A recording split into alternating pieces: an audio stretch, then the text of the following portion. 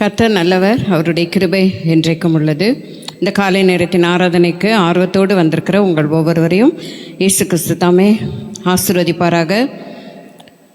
அவர்கள் உம்முடைய நாமத்தில் நாடோறும் களி கூர்ந்து உம்முடைய நீதியால் உயர்ந்திருப்பார்கள். சங்கீதம் 89:16. நாம் தேவனுடைய சமூகத்திலே நாம் கூடியிருக்கும் பொழுது நாம் களி கூர்ந்து அவருடைய நீதியினாலே நாம் உயர்ந்திருக்கத்தக்கதாய் நம்ம இந்த இடத்திற்கு அவர் கூட்டி சேர்த்திருக்கிறார். ஆகவே எல்லாரும் நாம் இந்த ஆராதனையிலே பங்கு பெறும் பொழுது முழு மனதோடு, உண்மையான நேசத்தோடு, உண்மையான அன்போடு அவருடைய தியாகத்தை நாம் நினைத்து அவருக்கு துதி ஸ்தோத்திரங்களை நாம் இந்த நேரத்தில் ஏறெடுக்கலாம். கண்களை மூடி இந்த ஆராதனையை முற்றிலும் அவருடைய பொறுப்புக்குள்ளாக நாம் ஒப்பு கொடுப்போம். கர்த்தர் நல்லவர், அவர் கிருபை என்றைக்கும் உள்ளது. சுத்த இருதயமுள்ள இஸ்ரவேலருக்கு அவர் நல்லவராகவே அவர் காணப்படுகிறார் என்ற வசனத்தின்படி இம்மட்டும் நமக்கு அவர் நல்லவராகவே இருந்து கொண்டு வருகிறார். ஒருவேளை நாம் அதற்கு ஈடாக எதையும் செய்திருக்க முடியாது, அவருடைய தியாகங்களுக்கு ஈடாக. ஆனால் கர்த்தர் நம்மை நினைத்திருக்கிறார். நமக்கு அவர் நல்லவராக அவர் காணப்படுகிறார். அதற்காக நாம் நன்றி செலுத்துவோம். கர்த்தருடைய நாமம் மாத்திரம் நம் மத்தியிலே மகிமைப்படுவதாக. எழுந்து நிற்கக்கூடியவர்கள் எழுந்து நில்லுங்க. பலவீனமாக இருந்தால் பரவாயில்ல, சுகவீனமாக இருந்தால் பரவாயில்ல, உட்கார்ந்து கொள்ளுங்க. தேவன் நமக்கு ஏராளமான கிருபைகளை கொடுத்து தான் இன்றைக்கு நம்மை இந்த தேவாலயத்துக்கு வர வைத்திருக்கிறார். அதற்காக முதலாவது ஆண்டவருக்கு நாம் நன்றி சொல்லுவோம். கர்த்தருடைய மனமகிழ்ச்சி நம்மோடு கூட என்றென்றுமே இருக்கட்டும். இந்த நாளிலும் நாம் ஆராதிக்கிற ஆராதனை தேவனுக்கு மகிமையை கொண்டு வரணும், நமக்கு அது ஆசீர்வாதத்தை கொண்டு வரணும். அதனால் மனப்பூர்வமாக இந்த தேவ ஆராதனையில் நம்ம கலந்து கொள்வோம். கர்த்தருடைய மனமகிழ்ச்சி நம்மோடு கூட என்றென்றும் விளங்குவதாக என்று சொல்லி ஆண்டவருடைய நாமத்தை மகிமைப்படுத்துவோம். பரம தகப்பனுடைய திருக்கரம் நம்மோடு இருக்கட்டும். நாம் உச்சரிக்கிற ஒவ்வொரு வார்த்தையும் கருத்துள்ளதாக இருக்கட்டும். அது ராஜ்யத்துக்கு மகிமையை கொண்டு வரட்டும். அல்லேலூயா. இந்த காலை நேரத்தில் தேவன் மட்டும் நம்மத்திலே மகிமைப்படுவாராக. திரும்ப திரும்ப உங்களுக்கு அதை தான் நான் ஞாபகப்படுத்துகிறேன். நம்மக்கிட்ட ஆண்டவர் பணத்தை கேட்கல, காணிக்கை கேட்கல, நகையை கேட்கல. அவர் உன்னுடைய சொத்துரிமைகளெல்லாம் எனக்கு கொடுத்துருன்னு சொல்லலை. அவர் நம்மக்கிட்ட கேட்குறதெல்லாம் நம்ம இருதயத்தை கேட்கிறார், நம்முடைய அன்பை கேட்கிறார், நம்முடைய அர்ப்பணிப்பை கேட்கிறார், நம்முடைய துதியை கேட்கிறார். இந்த ஜனத்தை எனக்கென்று ஏற்படுத்தி வந்திருக்கிறேன். இந்த ஜனம் என்னுடைய துதியை சொல்லி வருவார்கள் என்ற நம்பிக்கை இருக்கிறது. அதனால் அந்த ஆராதனையை நம்ம மனப்பூர்வமாக கொடுக்கலாம் இல்லையா, அவருக்கு உற்சாகமாய் கொடுக்கலாம் இல்லையா. பொதுவாக நீங்கள் பார்த்தீங்கன்னா அந்த வர்ஷிப் லீடர்ஸ் ஆராதனையை தொடங்கும் போது கேட்பாங்க, சந்தோஷமாக இருக்கிறீங்களான்னு கேட்பாங்க எப்போவுமே. அது ஏன் கேட்குறாங்கன்னா, நீங்கள் இப்போ சந்தோஷமாக இருந்தாலும் இல்லாட்டியும் நீங்கள் ஆராதிக்கும் போது சந்தோஷமாக ஆராதிக்கணும். ஏன் தெரியுமா? நம்ம ரட்சகரை ஆராதிக்கிறோம், நம்ம மீட்பரை ஆராதிக்கிறோம், ரத்தம் சிந்தி மீட்டவரை ஆராதிக்கிறோம். அவருக்கு கொடுக்கறத உற்சாக பலிகளாய் கொடுக்கணும். அதுதான் அவங்க சொல்கிறது. அதுதான் கேட்குறாங்க, சந்தோஷமாக இருக்கீங்களா, இனிமேலாவது சந்தோஷமாக இருங்க, நல்லா சந்தோஷமாக துதிச்சு. ஆப்பிரிக்கன் கண்ட்ரீஸ்லாம் நீங்கள் பார்த்தீங்கன்னா வர்ஷிப் பார்த்தீங்கன்னா என்ன டான்ஸுங்கிறீங்க. அந்த டான்ஸை பார்த்தா நமக்கே ஒரு உற்சாகம் வரும். நம்ம கலாச்சாரத்தில் சபையில் டான்ஸ் ஆடுற கலாச்சாரம் இல்லை. ஆனால் அவங்களுடைய ஆராதனைகளை நீங்கள் பார்க்கணும். அந்த ஆராதனை பார்க்கும்போதே நமக்கு உற்சாகமாக இருக்கும். அவ்வளோ சந்தோஷமாக தேவனை துதிக்கிறாங்க. நமக்கு பாரங்கள் இருக்கா, இருக்குது. கஷ்டம் இருக்கா, இருக்குது. துன்பம் இருக்கா, இருக்குது. வியாதி இருக்கா, பலவீனங்கள் இருக்கா, இருக்குது. நெருக்கங்கள் இருக்கா, இருக்குது. ஆனால் அதையும் தாண்டி தேவனை நம்ம துதிக்கும் போது மகிமையாய் அவரை துதிப்போம். அல்லேலூயா. பாருங்கள், இந்த வர்ஷிப் டீமில் இருக்கவங்க எவ்வளோ ஸ்மைலிங்கோடு இருக்காங்க பார்த்தீங்களா? இப்போ இருப்பாங்க. நல்லா சந்தோஷமாக தேவனை துதித்து ஸ்தோத்திரித்து மகிமைப்படுத்தலாமா? நான் ஆராதிக்கும் இயேசு என்றும் ஜீவிக்கிறாரே, அவர் தேவனாயிருந்தும் என்னோடு பேசுகிறாரே, அவர் சிந்திய ரத்தம் எனக்கு மீட்பை கொடுத்திருக்கிறது. ஹல்லேலூயா. ஆமென்.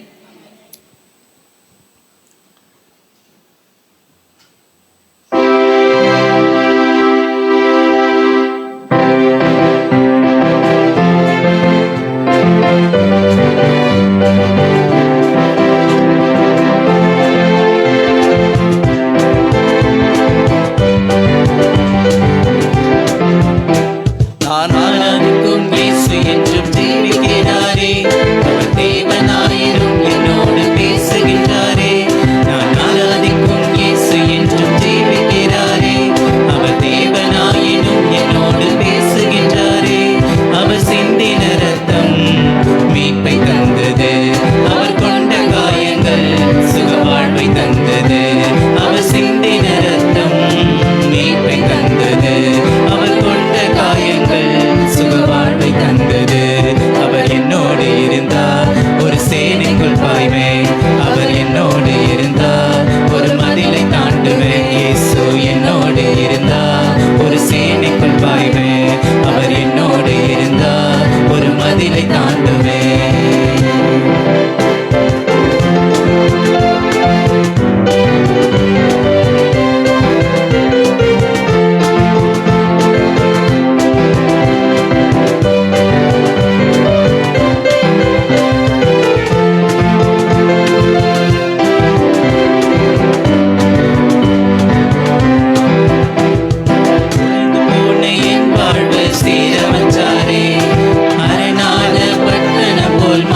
விட்டாரே, உடைந்து போன என் வாழ்வை சீரமைச்சாரே, அரணான பட்டணம் போல் மாற்றி விட்டாரே, என் சத்துருக்கள் பின்னிட்டு ஓட செய்தாரே, என் எல்லை எங்கிலும் சமாதானம் தந்தாரே, என் சத்துருக்கள் பின்னிட்டு ஓட செய்தாரே, என் எல்லை எங்கிலும் சமாதானம் தந்தாரே. அவர் செய்த நன்மைய நான் சொல்லி துதிப்பேன், அவர் செய்த நன்மைய நான் சொல்லி துதிப்பேன். அவர் என்னோடு இருந்தார், ஒரு சேனைக்குள் பாய்வேன், அவர் என்னோடு இருந்தார், ஒரு மதிலை தாண்டுவேன். இயேசு என்னோடு இருந்தார், ஒரு சேனைக்குள் பாய்வேன், அவர் என்னோடு இருந்தார், ஒரு மதிலை தாண்டுவேன். அல்லேலூயா. அவர் என்னோடு இருந்தா, உங்களோட அவர் இருந்தா என்னெல்லாம் நீங்க செய்வீங்க? இப்போ ஏசப்பா வந்து இந்த இங்கே ஒரு சிங்காசனம் போட்டு இங்கே உட்காந்துருக்கிறாரு ஸ்டேஜில். நீங்கள் எப்படி துதிப்பீங்க? அவருக்குள்ள பார்த்துட்டு இருக்கிறாரு. எப்படி துதிப்பீங்க? இப்படியா துதிப்பீங்க? சோர்ந்து போயா துதிப்பீங்க? இல்லை, அவர் முன்னாடி கொஞ்சம் நம்ம காமிச்சிக்குவோம், கையை காலை ஆட்டி. எப்படியாவது அவர் என்ன பார்க்குறாரா? இருக்குமா இருக்காதா சொல்லுங்கள்? இருக்கும். அவர் என்னோடு இருந்தால் நான் எப்படி இருப்பேன்? அவர் என்னோடு இருந்தால் நான் என்னென்ன செய்வேன்? அவர் என்னோடு இருக்கிறார் என்பதை மாத்திரம் நான் உணர்ந்து கொண்டால் போதும். அந்த எம்மாவூர் சீஷர்கள் உணர்ந்து கொண்டாங்க. பயந்து நடுங்கி கலங்கி திகைத்திருந்த போனவங்க அந்த ராத்திரியே திரும்ப எருசலேமுக்கு வந்தாங்க. ஏன் தெரியுமா? இயேசு அவரோடு கூட இருந்தார். இயேசுவை கண்ணால் பார்த்துட்டாங்க. ஓ, இன்றைக்கும் நம்ம கண்களால் பார்க்காவிட்டாலும் நமக்கு தெரியும் அவர் நம்மோடு இருக்கிறார். ஏன் தெரியுமா? அவருடைய வார்த்தை வாக்குத்தத்தம் அது. நான் உன்னோடு கூட இருப்பேன், உன்னை விட்டு விலக மாட்டேன், உன்னை கைவிட மாட்டேன் என்று சொன்னவர் நம்மோடு இருக்கிறார். அல்லேலூயா. ரட்சிப்பின் வஸ்திரத்தை நமக்கு உடுத்தி நம்முடைய பாவ கந்தையை எடுத்து போட்டு நீதி என்னும் மார்க்கவசத்தை நமக்கு தந்திருக்கிறவர், கிருபையை தந்து உயர்த்தி வைத்திருக்கிறார். அதனால நான் உற்சாகமாய் அவரை ஆராதிக்க போகிறேன். அல்லேலூயா.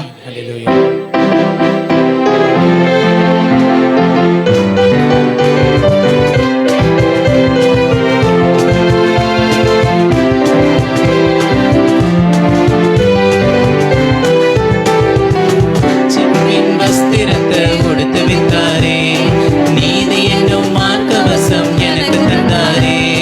ரட்சிப்பின் வஸ்திரத்தை கொடுத்து வித்தாரே, நீதி என்னும் மார்க்கவசம் எனக்கு தந்தாரே.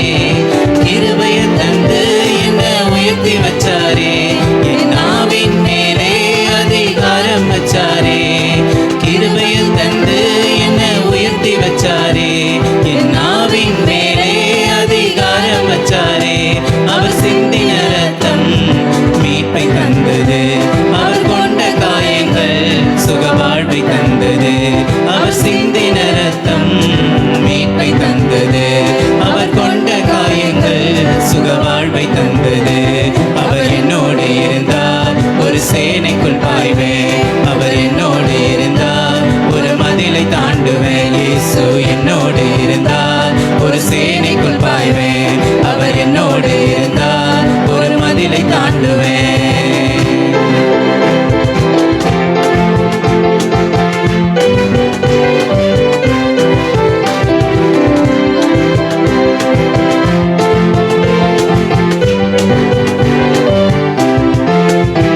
நான் ஆராதிக்கும் இயேசு என்றும் ஜீவிக்கிறாரே, அவர் தேவனாயினும் என்னோடு பேசுகின்றாரே. நான் ஆராதிக்கும் இயேசு என்றும் ஜீவிக்கிறாரே, அவர் தேவனாயினும் என்னோடு பேசுகின்றாரே. அவர் சிந்தின ரத்தம் மீட்பை தந்தது, அவர் கொண்ட காயங்கள் சுகவாழ்வை தந்தது. அவர் சிந்தின ரத்தம் மீட்பை தந்தது, அவர் கொண்ட காயங்கள் சுகவாழ்வை தந்தது. அவர் என்னோடு இருந்தார், ஒரு சேனைக்குள் பாய்வேன், அவர் என்னோடு இருந்தார், ஒரு மதிலை தாண்டுவேன். இயேசு என்னோடு இருந்தார், ஒரு சேனைக்குள் பாய்வேன், அவர் என்னோடு இருந்தார், ஒரு மதிலை தாண்டுவேன். அல்லேலூயா. அவராலே ஒரு சேனைக்குள் பாய்வேன், அவராலே ஒரு மதிலை தாண்டுவேன், என் தேவனால் பராக்கிரமம் செய்வேன். என்னை பலப்படுத்துகிற கிறிஸ்துவினால் எல்லாவற்றையும் செய்ய எனக்கு பலன் உண்டு. என்னை ஜெயத்துக்குள் நடத்துகிற என் கர்த்தராகிய இயேசு கிறிஸ்துவுக்கு கனமும் மகிமையும் துதியும் உண்டாயிருக்கட்டும். அல்லேலூயா. ஆமென். மரித்தார் உயிரோடு எழுந்தார். ஆங்கில ஆராதனையில் 2 ஆராதனையிலும் பார்த்தீங்கன்னா 2 இங்கிலீஷ் வர்ஷிப் டீமும் சரி, தெலுங்கு வர்ஷிப் டீமும் செலக்ட் பண்ணதெல்லாம் சிலுவையின் பாடல்கள், ஆண்டவருடைய உயிர்த்தெழுதலின் பாடல்கள். ஹல்லேலூயா. அழகான ஒரு பாடல். இந்த பாடலை நம்ம பாடி ஆண்டவருடைய நாமத்தை மகிமைப்படுத்துவோம். உயிரோடு எழுந்தவரே உம்மை ஆராதனை செய்கிறேன். நம்முடைய விசுவாசமே இயேசு கிறிஸ்துவனுடைய உயிர்த்தெழுதலில் தான் இருக்குது. இயேசு கிறிஸ்து உயிர்த்தெழாமல் போயிருந்தால் நம்முடைய விசுவாசம் விருதா. ஒன்று, யாரை பற்றி மேன்மை பாராட்ட முடியும் சொல்லுங்க பார்ப்போம்? எல்லா கடவுளும் ஒன்றுன்னு சொல்லுவாங்க. ஆனால் மரித்து உயிரோடு எழுந்தவர் இயேசு இன்றைக்கு ஜீவனோடு இருக்கிறார். நம்முடைய பாவத்துக்கு பரிகாரம் செய்த கடவுள் இயேசு கிறிஸ்து. மற்றதெல்லாம் பரிகாரம் வாங்குகிறது தான். ஆனால் நம்முடைய ஆண்டவரோ பரிகாரம் செய்தார், நம்முடைய பாவங்களை மன்னித்தார். ஹல்லேலூயா. ஆமென்.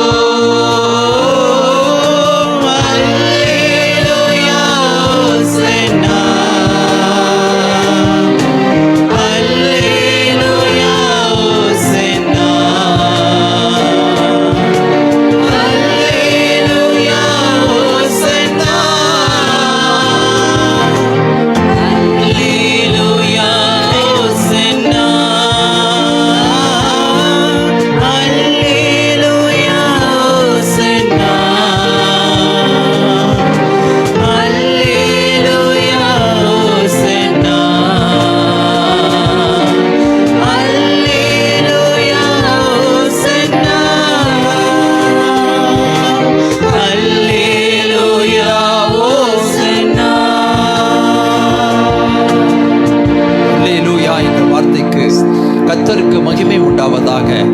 ஓசன்னா என்ற வார்த்தைக்கு அர்த்தம் என் தேவன் மேல் நான் அபயமிடுகிறேன், என் ராஜாவுக்கு நான் அபயமிடுகிறேன், என் ராஜாவை நோக்கி கையெடுக்கிறேன். ஒரு நம்பிக்கையோடு கூட அவருடைய முகத்தை நான் நோக்கி பார்க்கிறேன்.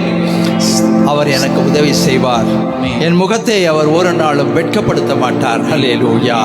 இன்னும் ஒரு தடவை கடைசியாய் ஹல்லேலூயா ஓசன்னா பாடுவோமா? பாண்டி அவருடைய நாமத்தை மகிமைப்படுத்துவோமா?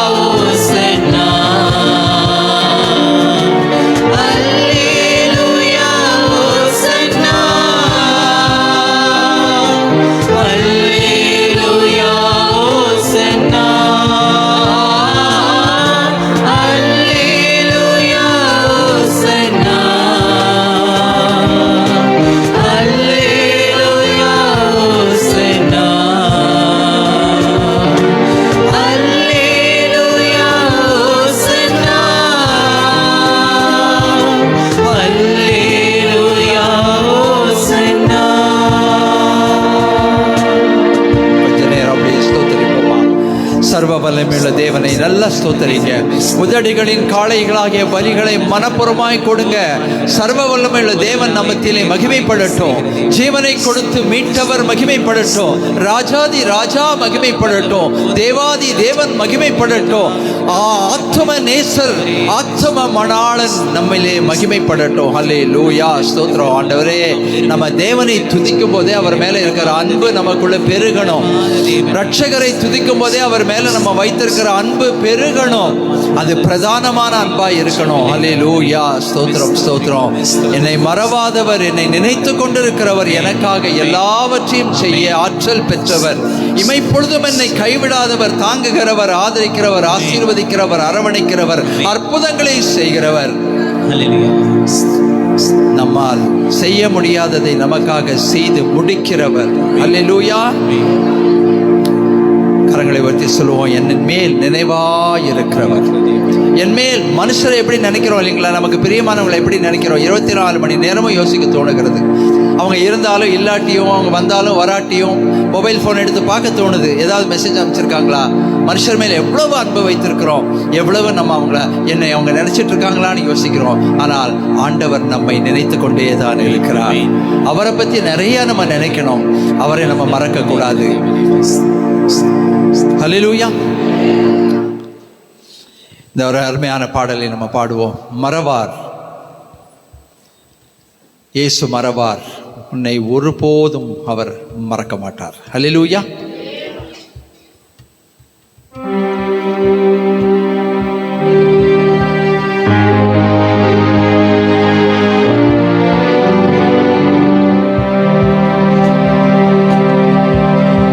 மரபா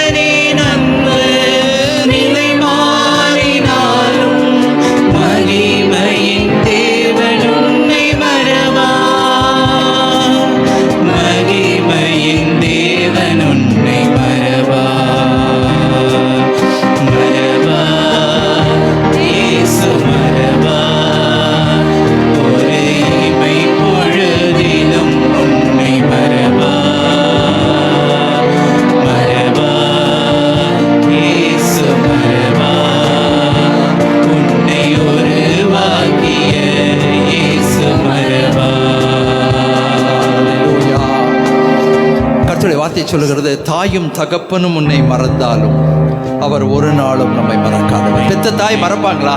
தகப்ப மறப்பாங்களா? ஆனா சில நேரத்தில் அவங்க மறந்து போவாங்க. ஆனா அவர்கள் மறந்தாலும் உன்னை உருவாக்கி படைத்து நாமம் தரித்தவர் உன்னை மறக்க மாட்டார். உன்னை குறித்த நோக்கங்களை நிறைவேற்றுவார்.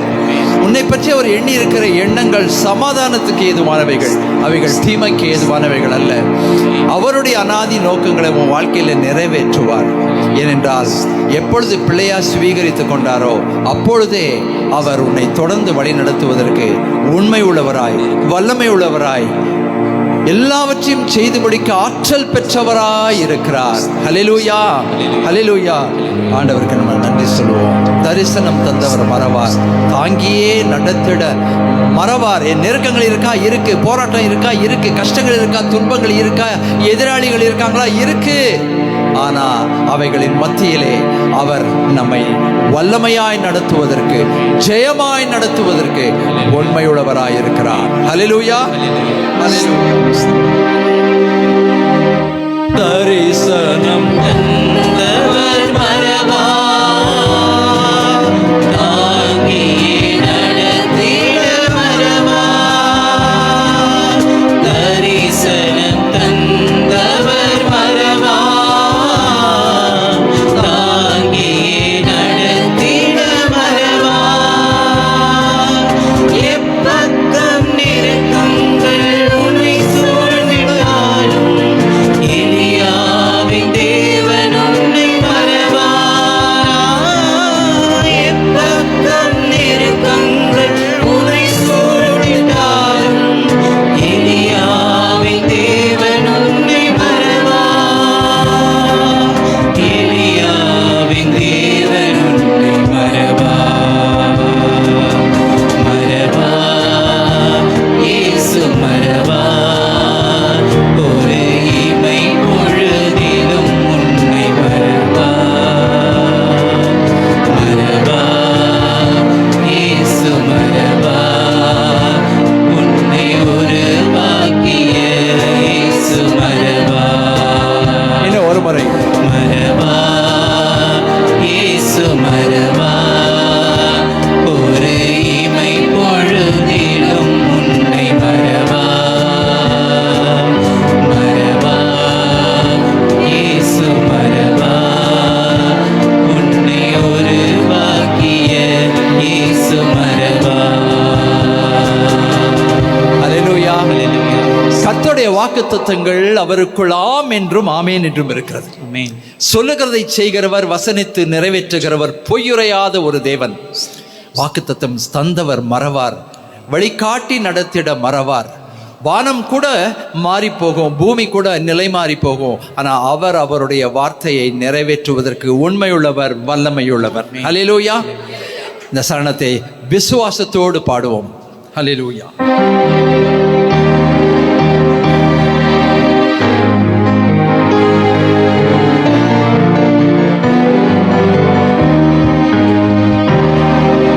வாக்குத்தத்தம் தந்தவர் மறவார், வழிகாட்டி நடத்திட மறவார்.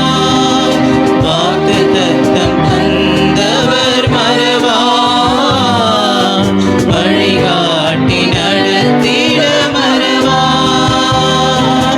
வானமும் பூமியும் நிலை மாறினாலும் வார்த்தையை நிறைவேற்ற மறவார்.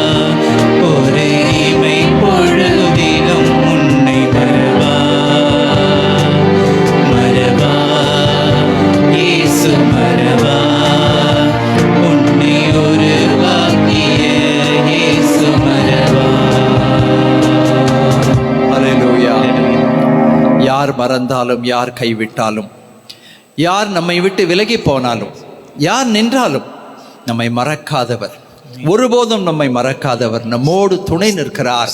இமைப்பொழுதும் நம்மை கைவிடாதவர் நம்மோடு துணை நிற்கிறார். நோக்கங்களோடு நம்மை நடத்தி கொண்டிருக்கிறவர். அவருடைய அனாதி நோக்கங்களை நமக்குள் நிறைவேற்றுவார். அவருடைய துணை எப்பொழுதும் இருக்கிறது.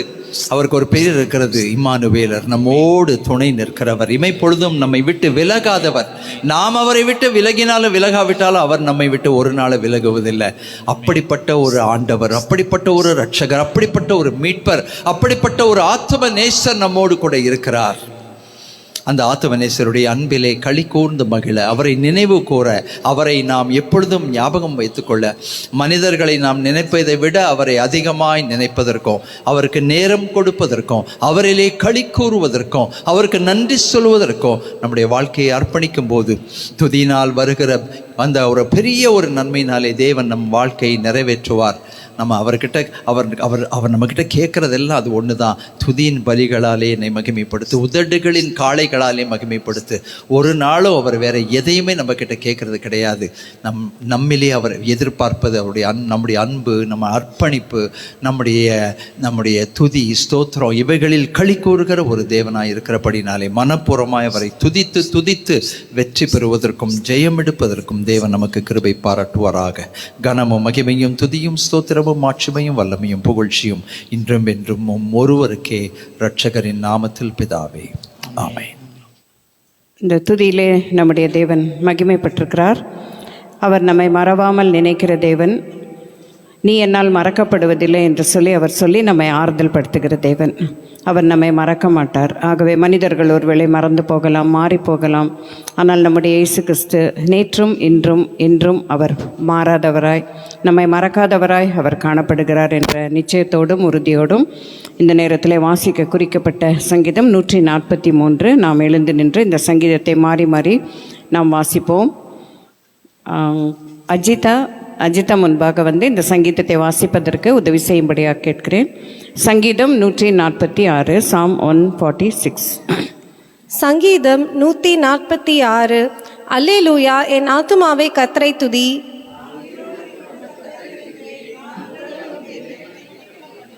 பிரபுக்களையும் ரட்சிக்க திராணி இல்லாத மனுபுத்திரனையும் நம்பாதேயுங்கள்.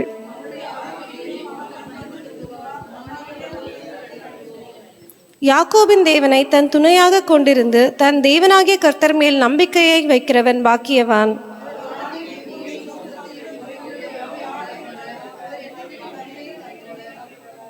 அவர் ஒடுக்கப்பட்டவர்களுக்கு நியாயம் செய்கிறார், பசியாய் இருக்கிறவர்களுக்கு ஆகாரம் கொடுக்கிறார், கட்டுண்டவர்களை கர்த்தர் விடுதலை ஆக்குகிறார்.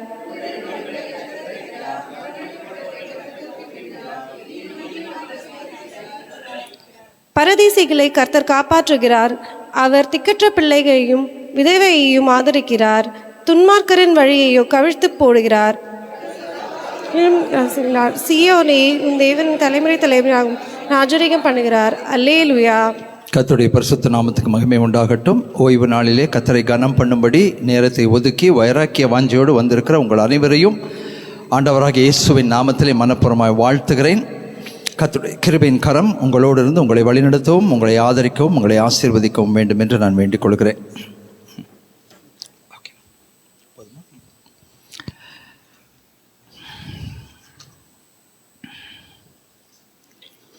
ஒரு தேசத்தில் ஒரு ராஜா மிகவும் தயாளம் குணம் உள்ள ஒரு ராஜாவாக இருந்தார். அவர் இறந்து போயிட்டார். அதற்கு பிறகு அவருடைய மகன் பட்டத்திற்கு வந்தான். ஆனால் அந்த மகன் பார்த்திங்கன்னா பயங்கரமான கல் நெஞ்சன் கஞ்சன். அவன் வந்த உடனே செய்த முதல் காரியம் என்னவென்றால், அந்த அரண்மனையில் இருந்த அத்தனை பாகவதர்களையும் புலவர்களையும் வீட்டுக்கு அனுப்பிட்டான். உங்களுக்கு வேலை கிடையாது, வீணாக இங்கே ராஜாவுடைய அரண்மனையில் இருக்கிற எதை சாப்பிட்டுட்டு உட்காந்துருக்கிறீங்கன்னு சொல்லி அனுப்பிட்டான்.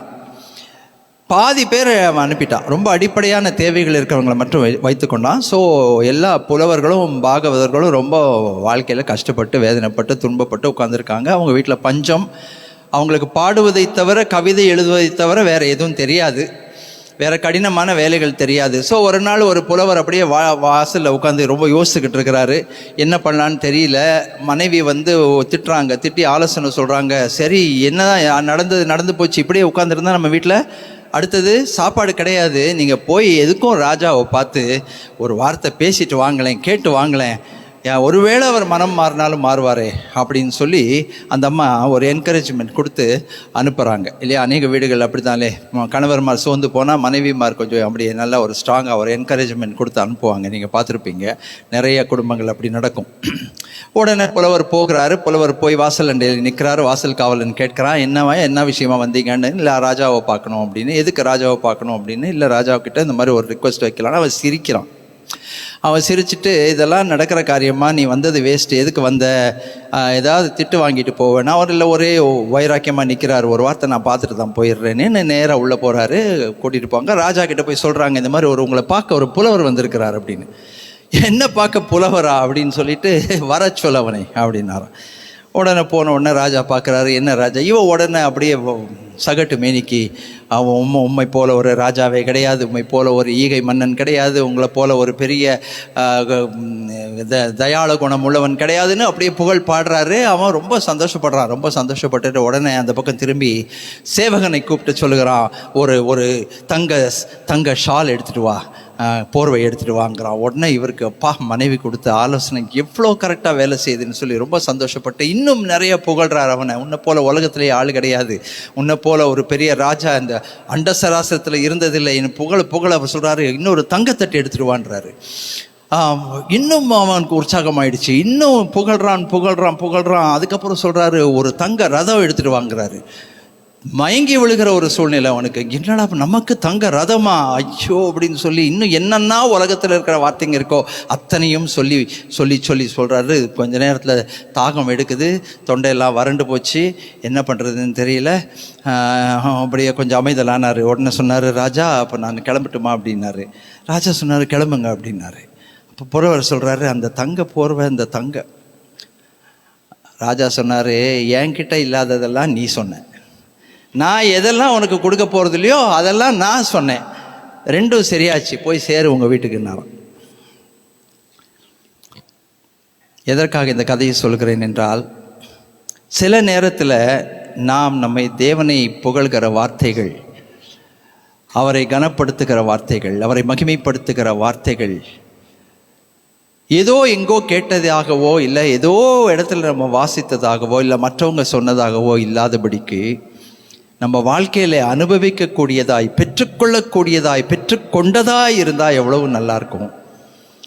கர்த்தருடைய பிள்ளைகளாக இருக்கிற உங்களுக்கும் எனக்கும் இருக்கிற ஒரு பெரிய சவால் என்ன தெரியுங்களா?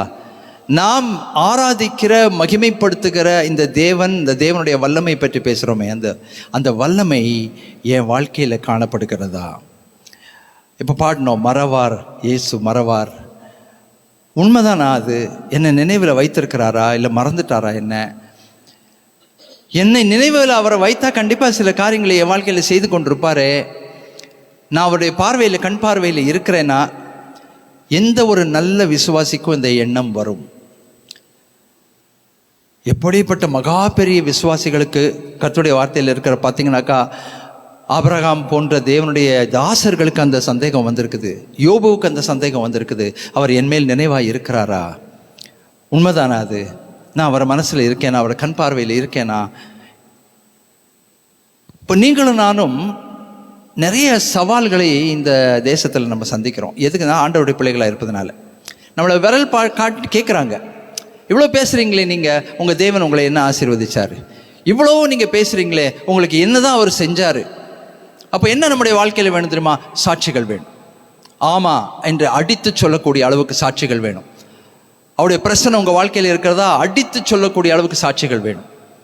அவருடைய வல்லமை விளங்குகிறதா? ஆமாம் இருக்குதுங்க, பாருங்கள் இதெல்லாம் இருக்குது. அவர் உங்களுக்காக என்ன செய்தார்? எனக்கு கர்த்தர் இந்த காரியங்களை எல்லாம் செய்தார். 126வது சங்கீதத்தில் பார்த்தா, கர்த்தர் எனக்காக பெரிய காரியங்களை செய்திருக்கிறார், இது நிமித்தம் நாங்கள் மகிழ்ந்திருக்கிறோம். சொல்ல முடியுமா? உங்கள் வாழ்க்கையில் விரல் காட்டி சொல்ல முடியுமா? உங்கள் கடந்த கால வாழ்க்கையில் உங்கள் தேவன் இந்தந்த காரியங்களை உங்களுக்காக செய்து முடித்திருக்கிறார். அவருக்கு ஒரு பேர் இருக்குது, எனக்காக எல்லாவற்றையும் செய்து முடித்திருக்கிற ஒரு தேவன். கர்த்தர் எனக்காக யாவையும் செய்து செஞ்சிருக்கிறாரா? சாட்சி சொல்ல முடியுமா? அற்புதங்களை குறித்து பேச முடியுமா? அதிசயங்களை குறித்து பேச முடியுமா? நடக்கா கூடாதவைகளை என் தேவன் எனக்காக நடத்தி முடித்திருக்கிறார் என்று சொல்ல முடியுமா? அப்படி நீங்கள் சொன்னீங்கன்னா ஆசீர்வதிக்கப்பட்டவர்கள்.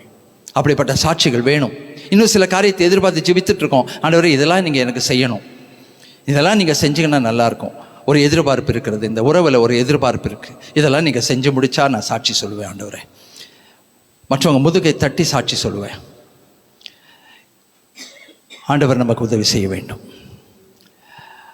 அப்போது அதுக்கு ரொம்ப மிக முக்கியமான ஒரு விஷயம் என்னன்னு கேட்டிங்கனாக்கா, இந்த தேவனுக்கும் நமக்கும் நடுவில் ஒரு உறவு இருக்கு இல்லைங்களா? இப்போது ஒரு அப்பா அம்மா பிள்ளைகள் இருக்காங்கன்னு வச்சுக்கோங்க.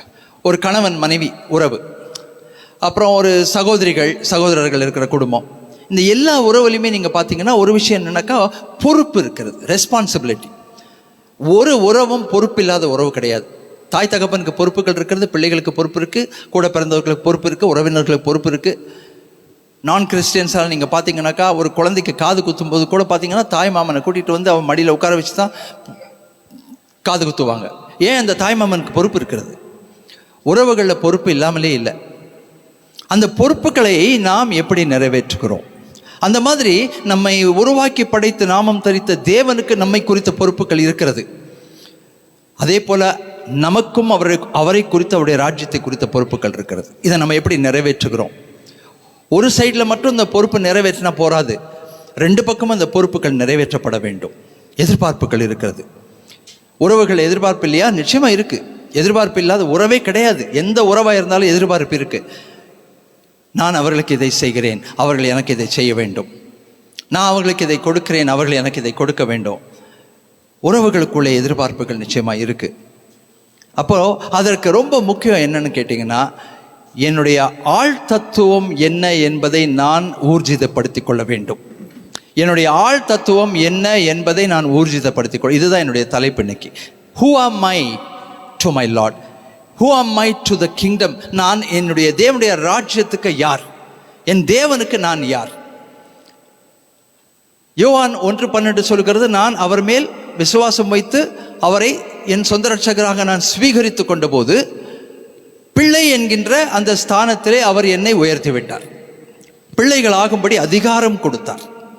பிள்ளைகளுக்கு அதிகாரம் இருக்கு. பிள்ளைகள் ஆகும்படி அதிகாரம் கொடுத்தார். நாம் பிள்ளைகள் ஆகிவிட்டோம், சுதந்திரவாளிகள் ஆகிவிட்டோம். இப்போ பிள்ளைக்கும் தகப்பனுக்கும் நடுவில் இருக்கிற அந்த உறவில் அவருக்கும் எதிர்பார்ப்பு இருக்கு, எனக்கும் எதிர்பார்ப்பு இருக்கு. அந்த எதிர்பார்ப்பிலே நான் யாராக நடந்து கொள்கிறேன்? பிள்ளையாக நடந்து கொள்கிறேனா? நான் பிள்ளையாக நடந்து கொண்டேன்னா அந்த அதிகாரம் பயன்படும். அந்த உரிமை உறவில் ஆசீர்வாதங்கள் வரும் நிச்சயமா. அவரும் எனக்கு செய்ய வேண்டியவைகளை கண்டிப்பாக செய்து முடிப்பார். அப்போ இதில் நான் யார்? 3 காரியங்களை சொல்லி நான் சுருக்கமாக இன்றைக்கு நான் முடிக்க போகிறேன். ஏன்னா கடந்த 2 வாரமும் ரொம்ப நேரம் ஆகிப்போச்சு. நீங்கள்லாம் ரொம்ப நேரம் இருந்து சோர்வாக போனீங்க தெரியும். ஆனால் வெளியிலிருந்து வருவங்களுக்கு நம்ம நேரம் கொடுக்க வேண்டிய அவசியமாக இருக்குது. அவங்க வந்து சொல்ல வேண்டியதை சொல்லிட்டு தான் போவாங்க. அதனால் இந்த வாரம் உங்களை சீக்கிரமாக நான் அனுப்ப போகிறேன். சரிங்களா? ஓகே, 3 காரியங்களை நான் சொல்லி முடிக்க போகிறேன். ஸோ முதலாவது, இந்த உறவில் நான் என் தேவன், நான் என் தகப்பன், நான் என் ஆண்டவர் என்று வரும்போது அந்த உறவில் நான் யார் என்பதை நான் முதலாவது ஊர்ஜிதப்படுத்தி கொள்ள வேண்டும். அது ரொம்ப ரொம்ப முக்கியம். நமக்கு எல்லாருக்கும் அடையாளங்கள் இருக்கிறது. ஆதார் கார்டு கேட்குறாங்க, நீங்கள் யார், எங்கேருந்து வரீங்க, என்ன அட்ரஸ், உங்கள் ஃபோன் நம்பர் என்ன, ஹூ ஆர் யூ, உங்களுடைய முகம் தெரியணும், உங்கள் விரல் ரேகை தெரியணும். எல்லாமே நம்ம பார்த்திங்கன்னா அது ரொம்ப முக்கியம். Who you are matters a lot in the kingdom. நாம் யார் என்பது ரொம்ப ரொம்ப முக்கியம்.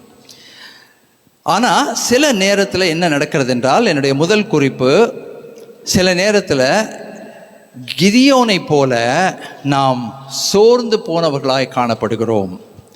கிதியோனை போல நம்ம சோர்ந்து போனவர்களாய் காணப்படுகிறோம். கிதியோனை அந்த தேவ தூதனானவர், கர்த்தருடைய தூதனானவர் சந்திக்கும் போது கிதியோனை பார்த்து சொல்லுகிற முதல் வார்த்தை என்ன தெரியுமா? கிதியோனை பார்த்து என்ன சொன்னார்? முதல் வார்த்தை என்ன சொன்னார்? நீ ஒரு பராக்கிரமசாலி. யாரு? அந்த மீதியானியருக்கு பயந்து கையில் இருக்க கொஞ்சம் அந்த கோதுமையை ஆலைக்கு பக்கத்தில் வைத்து போரடித்து கொண்டிருக்கிற ஒரு பயந்து நடுங்கின கலங்கின தலைவன் தான் அவன். வல்லமை உள்ளவன் தான். ஆனால் அவனுக்கு எதிராக இருக்கிற போராட்டங்களை அவன் பார்க்கும்போது அவன் சுருங்கி போனவனாய் காணப்படுகிறான். பயந்தவனாய் காணப்படுகிறான். தேவ தூதனானவர் அவரை பார்த்து சொல்கிறார், கர்த்தருக்கு பராக்கிரமசாலியே, கர்த்தர் உன்னோடு இருக்கிறார். கிண்டல் பண்ற மாதிரி இருக்கு. எப்படி அந்த எரிகோவுக்கு வேவு பார்க்க போனாங்க பார்த்தீங்களா 12 பேர், அதுல இந்த 10 பேர் இஸ்ரவேலில் பிரதானிகள், மூப்பர்கள், பெரிய ஆட்கள். ஆனா அந்த 10 பேரும் சொன்னது என்ன? இலக்கரிக்கிற செய்திகளை கொண்டு வந்தாங்க. நாங்கள் அந்த ஏனோக்கியருடைய பார்வையிலே ஒரு வெட்டுக்கிளிகளை போல இருந்தோம். இன்றைக்கு உங்களை பார்த்து நான் இந்த கேள்வியை கேட்கும் போதே என்னை பார்த்து இந்த கேள்வியை நான் கேட்டுக்கொள்கிறேன். உங்க பார்வையில் நீங்க எப்படி இருக்கிறீங்க? உங்க பார்வையில் நீங்க எப்படி இருக்கீங்க? நம்பர் 1. 2வது, உங்க பார்வையில் மற்றவருடைய பார்வையிலே நீங்கள் எப்படி இருக்கிறீர்கள் என்று எண்ணுகிறீர்கள்?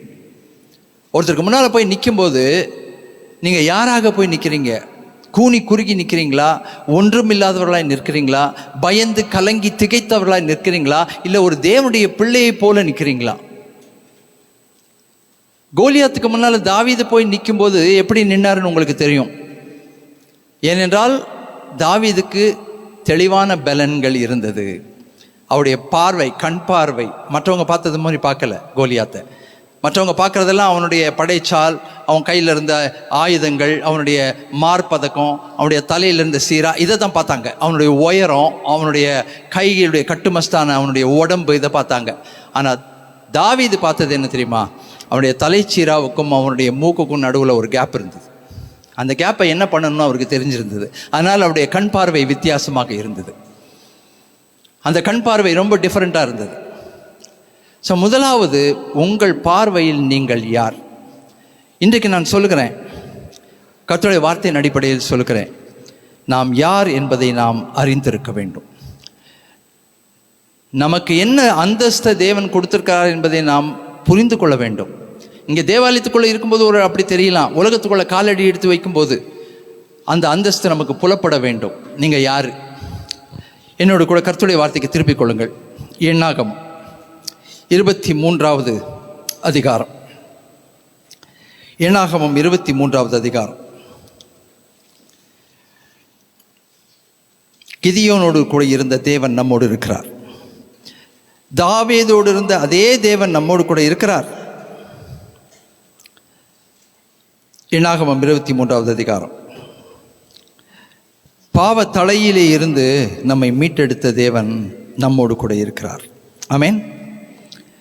எண்ணாகமம் 23வது அதிகாரம் 19வது வசனம். சத்தமாக என்னோடு கூட சேர்ந்து வாசிங்க. கர்த்தருடைய வார்த்தை எப்பவுமே வைராக்கியமாய் வாசிக்கணும். பொய் சொல்ல தேவன் ஒரு மனிதன் அல்ல, மனம் மாற அவர் ஒரு மனுபுத்திரனும் அல்ல. அவர் சொல்லியும் செய்யாதிருப்பாரா? அவர் வசனித்தும் நிறைவேற்றாதிருப்பாரா? இதோ ஆசீர்வதிக்க கட்டளை பெற்றேன், அவர் ஆசீர்வதிக்கிறார், அதை நான் திருப்பக்கூடாது. அவர் யாக்கோபிலே அக்கிரமத்தை காண்கிறதும் இல்லை, இஸ்ரவேலிலே குற்றம் பார்க்கிறதும் இல்லை. அவருடைய தேவனாகிய கர்த்தர் அவர்களோடு இருக்கிறார். ராஜாவின் ஜெய கம்பீரம் அவருக்குள்ளே இருக்கு. ஹல்லேலூயா. நாம் நிற்கும் போது எப்படி நிற்கணும் தெரியுமா? ராஜாவின் ஜெய கம்பீரத்தோடு கூட நிற்கணும். ஹல்லேலூயா. நம்ம வாழ்வின் சூழ்நிலைகள், நம்முடைய தேவைகள் ஒருவேளை நம்மை அப்படியே கூனி குறுகி வைக்க செய்யலாம். ஆனால் நம்ம நிற்கும் போது எப்படி தெரியுமா நிற்கணும்? ராஜாவின் ஜெய கம்பீரத்தோடு நிற்கணும். ஏன்னா கர்த்தருடைய வார்த்தை என்ன சொல்கிறது என்றால், இஸ்ரவேலின் மகத்துவமானவர் தேவனாகிய கர்த்தர் அவர்களோடு இருக்கிறார். ஹல்லேலூயா. நம்முடைய ஸ்ட்ரென்த் என்ன அப்படின்னு கேட்டால், உங்கள் பலன் என்னன்னு கேட்டால், அருமையான தேவஜனமே, நம்ம என்ன தெரியுமா எல்லாம் யோசிப்போம்? என் பேங்க் பேலன்ஸை பற்றி யோசிப்பேன். நான் என் மார்க்கெட் ஷேரில் நான் எவ்வளோ போட்டிருக்கேன்னு யோசிப்பேன். மியூச்சுவல் ஃபண்ட்ஸில் எவ்வளோ போட்டிருக்கேன்னு யோசிப்பேன். எவ்வளோ தங்கம் என் வீட்டில் இருக்குன்னு யோசிப்பேன். இதெல்லாம் தான் ஒரு மனிதனுடைய நெட்வொர்த்துன்னு சொல்லுவாங்க. அந்த நெட்வொர்த், அவனுடைய மதிப்பு, நிகர மதிப்பு என்ன அப்படின்னா இதெல்லாம் தான். அவனுக்கு எவ்வளோ சொத்து இருக்குது, அவன் எவ்வளோ சொத்துரிமைகளை வைத்திருக்கிறான், அவனுடைய நெட்வொர்த் இவ்வளோ கோடி அப்படின்னு சொல்கிறாங்க. ஒவ்வொருத்தரை பற்றி சொல்லுவாங்க. உங்களுக்கு தெரியும், ஆக்டர்ஸ் பற்றி, பெரிய பிஸ்னஸ் பீப்புளை பற்றி சொல்லுவாங்க நெட்வொர்த். ஆனால் நம்ம அதை பற்றி கால்குலேட் பண்ணுறதில்ல. என்னுடைய நெட்வொர்த் என்ன தெரியுமா? என்னுடைய நெட்வொர்த்தெல்லாம் எனக்கு என் தேவன் கொடுத்திருக்கிற ஆவிக்குரிய நெட்வொர்த். ஹல்லேலூயா. ஸ்பிரிச்சுவலாக நான் யார், எப்படிப்பட்டவன், ஸ்பிரிச்சுவலாக எனக்கு என்ன வல்லமை இருக்கிறது, ஸ்பிரிச்சுவலாக என்ன அனுபவங்களை நான் பெற்றிருக்கிறேன். தாவீது சும்மாவா போனார்? கோலியாத்துக்கு முன்னால் சும்மாவா போனார்? ஏதோ வந்துட்டான்றதுனால ரைட்டுங்க நான் போகிறேங்கன்னு போல. தெளிவாக சொல்கிறாரு சவுல்கிட்ட, நான் ஆடுகளை மேய்த்து கொண்டிருந்த போது ஒரு சிங்கம் வந்துச்சு, ஒரு கரடி வந்துச்சு, வெறும் கையால் கிழிச்சேங்க. அந்த ஒரு டெஸ்டிமனி போதும், அந்த ஒரே ஒரு டெஸ்டிமனி போதும் சவுலுக்கு. ஓ, சிங்கத்தையும் கரடியும் வெறுங்கையால் கிழிச்சேனா? கிழிச்சியா நீ இவனை கிழிச்சிருவ. அவருக்கே இல்லாத தைரியம் அந்த சின்ன பையனுக்கு இருக்கிறத பார்த்தாரு, அனுப்புனார். ஸோ சும்மா போய் நிற்கலைங்க, பின்னணியத்திலே ஒரு அனுபவம் இருந்தது. நான் இன்றைக்கு உங்களை பார்த்து சொல்கிறேன், உங்கள் ஆவிக்குரிய நெட்வொர்க், அந்த நிகர மதிப்பு, அந்த நிகர மதிப்புக்கு என்ன காரணமாக இருக்கணும் தெரியுமா? பின்னணியத்திலே நீங்கள் சாதிக்கிற சாதனைகள், உங்கள் ஜெபம், உங்கள் வேத வாசிப்பு, கர்த்தரோடு கூட நீங்கள் நடக்கிற அந்த அனுபவம், ஆண்டவரோடு நீங்கள் பேசுகிற காரியம், ஆண்டவர் உங்களோடு பேசுகிற காரியம், ஆண்டவருடைய அற்புதங்களை உங்கள் வாழ்க்கையில் நீங்கள் அனுபவிக்கிற அனுபவங்கள், இதெல்லாம் தான் அந்த ஸ்பிரிச்சுவல் நெட்வொர்க்கை அப்படி உயர்த்தி விடும். அப்போ நீங்கள் எப்படி நிற்பீங்க? ராஜாவின் ஜெய கம்பீரத்தோடு கூட நிற்பீங்க. ராஜாவின் ஜெய கம்பீரத்தோடு கூட நிற்பீங்க. தேவன் அதை விரும்புகிறார். ஏனென்றால் கர்த்தர் நம்மோடு இருக்கிறார். இம்மானுவேல் என்ற வார்த்தைக்கு அர்த்தம் தேவன் நம்மோடு இருந்தார், இருக்கிறார், இருப்பார் இல்லை, தேவன் நம்மோடு. God with us. God is with us கூட கிடையாது, God with us. எப்பொழுதும் நம்மோடு இருக்கிற அந்த தேவன் நம்மை வல்லமைப்படுத்துகிறார். எங்கே நீங்கள் உங்கள் ஆஃபீஸில் உங்கள் அஃபிஷியல் முன்னால் நின்னா கூட, உங்கள் டிஎல் முன்னாடி, உங்கள் மேனேஜர் முன்னாடி, சிஇஓ முன்னாடி நீங்கள் நின்னா கூட, நீங்கள் கூனி குறுகி பயந்து நடுங்கி கலங்கி தவித்து நிற்க வேண்டிய அவசியம் கிடையாது. அங்கே கூட நீங்கள் ராஜாவின் ஜெயகம்பீரத்தோடு அவருக்கு முன்னால் நிற்க முடியும். ஆமென். அதை நம்ம தானியேலுடைய வாழ்க்கையில் பார்க்குறோம், யோசேப்பினுடைய வாழ்க்கையில் பார்க்குறோம். எங்கேயுமே அவங்க கூனி குறுகி நிற்கலை, தலை நிமிர்ந்து நின்றார்கள். கர்த்தரும் அவர்களை தலை நிமிர்ந்து அவர் தலையை உயர்த்தி எண்ணெயால் அபிஷேகம் பண்ணினார். ஆமென். ஸோ முதலாவது இன்றைக்கு நான் உங்களோடு பகிர்ந்து கொள்கிறது என்ன தெரியுமா? ராஜாவின் ஜெய கம்பீரம் உங்கள் முகத்திலே இருக்க வேண்டும். சென்னை பட்டணத்துக்கு வந்தபோது புதுசில் நிறைய வார்த்தைங்க கற்றுக்கிட்டேன். சில வார்த்தைங்க கொஞ்சம் ஷாக்கிங்காக இருந்தது, ஒரு சில வார்த்தை அர்த்தத்தோடு இருந்தது. அதில் ஒரு வார்த்தை சாவுகராக்கி. நம்ம முகம் சாவுகராக்கியாக இருக்கக்கூடாதுங்க, நம்ம முகம் ராஜாவின் ஜெய கம்பீரத்தோடு கூட இருக்கணும். ஆமென். அல்லேலூயா. ரெண்டாவது வார்த்தை பரதேசி.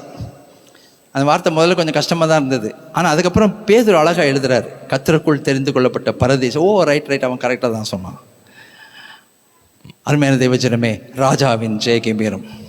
கரங்குழைத்து சொல்லுவோம், ஆண்டவரே, நான் எந்த இடத்துலையும் தலை குனிந்து போகக்கூடாது, யாருக்கு முன்னாலேயும் தலை குனிந்து போகக்கூடாது, யாருக்கு முன்னாலேயும் நான் வெட்கப்பட்டு போகக்கூடாது, யாருக்கு முன்னாலேயும் பயந்து கலங்கி திகைத்து நடுங்கி நான் நிற்கக்கூடாது. எனக்கு விரோதமாய் ஒரு யுத்தம் எழும்பினாலும் நான் ராஜாவின் ஜெய கம்பீரத்தோடு கூட நிற்கணும். எனக்கு கிருபை பாராட்டி இரக்கம் செய்யுங்க ஆண்டவரே. கேட்போமா? ஆமென். அல்லேலூயா. அடுத்தது வாசிப்போம், அதிலே அடுத்தது வாசிப்போம்.